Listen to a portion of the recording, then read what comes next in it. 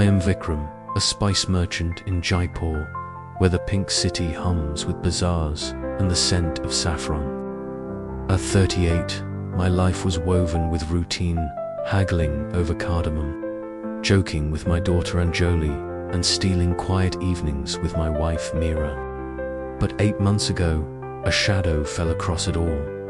Liver cancer, stage 3. The diagnosis was a thunderclap, and what followed was a storm of despair. Hope, betrayal, that still feels like a dream. It began with a nagging pain in my side, which I brushed off as strain from hauling spice sacks. But when my skin turned sallow and my energy drained like water from a cracked pot, Meera insisted I see a doctor. The hospital in Jaipur was a maze of white coats and grim faces. Blood tests, scans, a biopsy each step tightened the knot in my chest. When the oncologist showed me the scans, the tumors looked like dark stars scattered across my liver. "We'll start chemo immediately," he said, but his tone carried no promises. Chemo was a beast. It scorched my veins, stole my appetite, and left me too weak to lift Anjali, who was only 6. My hair fell out in clumps, and the mirror showed a stranger gaunt. Meera tried to keep our shop running, but customers dwindled, sensing our misfortune. We poured our savings into treatments, even traveling to Delhi for a second opinion, only to hear the same verdict. Surgery wasn't an option yet, and chemo might only buy time.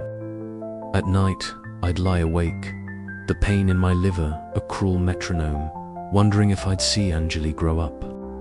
Desperate, I turned to alternatives. A neighbor swore by an Ayurvedic clinic near Amber Fort. The Vaidya prescribed bitter tonics and powders Giloy, Kutki Neem that I choked down daily. For a moment, I felt stronger, my nausea easing, but a follow-up scan crushed that hope. The tumors were growing, spreading like wildfire. The Vaidya's face fell, and I felt betrayed, as if the ancient remedies had lied. Meera wept, and I couldn't meet her eyes, guilt gnawing at me for wasting our money. That's when the first knot tightened. My brother-in-law Ravi offered to pay for an experimental treatment in Mumbai. It was a lifeline, but it came with a price. He wanted half our shop's profits for a year. Meera hesitated, but I was desperate, clinging to any chance. We agreed, and I traveled alone to Mumbai, enduring injections that burned and scans that showed no change. Worse, Ravi's help turned sour. He spread rumors in Jaipur that our spices were tainted, driving away what few customers remained. When I returned, our shop was a ghost of itself, and Meera's eyes held a new kind of pain. I'd trusted the wrong person, and it cost us everything. Broken and fading, I hit my lowest point. One evening, too weak to walk, I sat by the window, watching Anjali play in the courtyard. She brought me a drawer in a sun with my face, smiling. "You'll get better, Papa," she said. I hugged her, hiding my tears, and swore I'd fight for her, even if I didn't know how. Then came Myra, the healer. A customer, an old woman buying turmeric, mentioned her name, saying she lived in a small house near Johari Bazaar. "She doesn't cure with medicine," the woman said.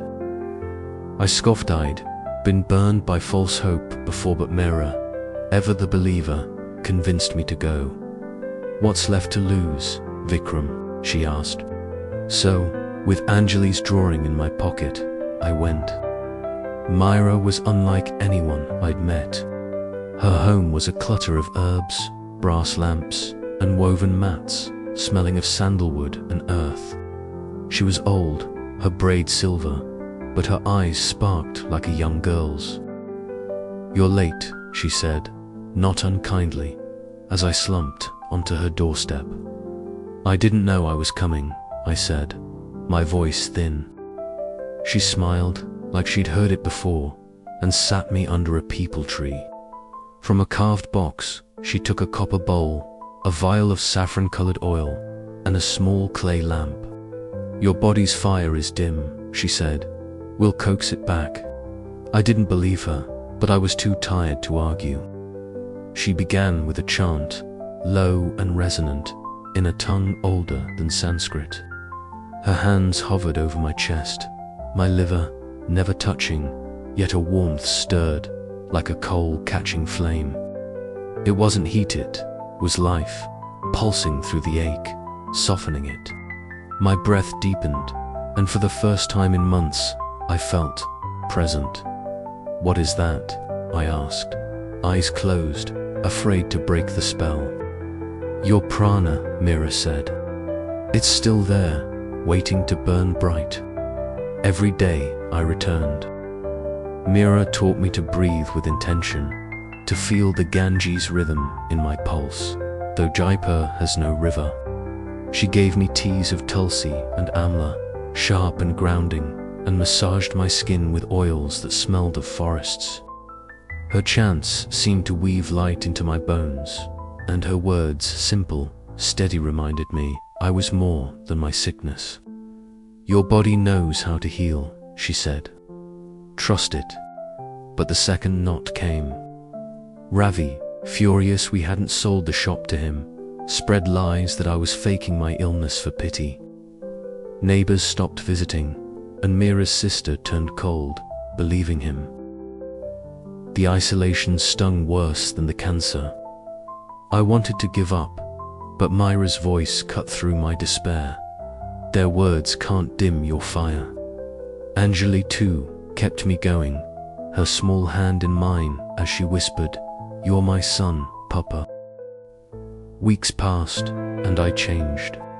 The pain in my liver faded to a murmur. I ate again, savoring Meera's dole without nausea.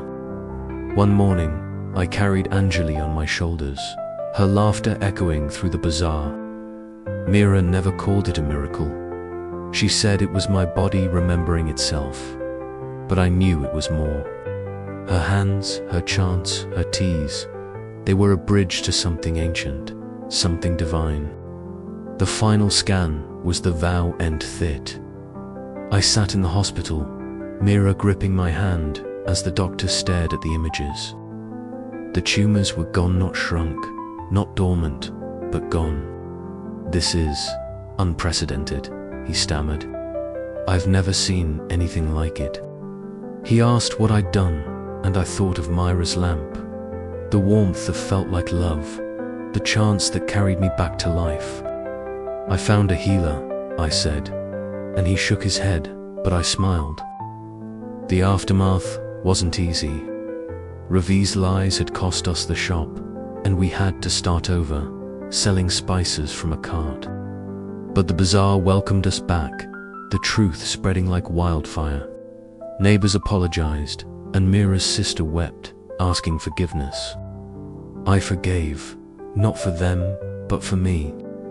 I was alive for Anjali, for Meera, for the man I'd forgotten I could be. Now, as I stand in Jaipur's dusk, the city glowing pink, I feel it, the fire Meera rekindled. It's not just in my liver.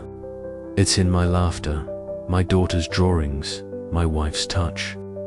The cancer took so much, but Myra gave me back more. She didn't just heal me, she showed me the flame that refuses to fade.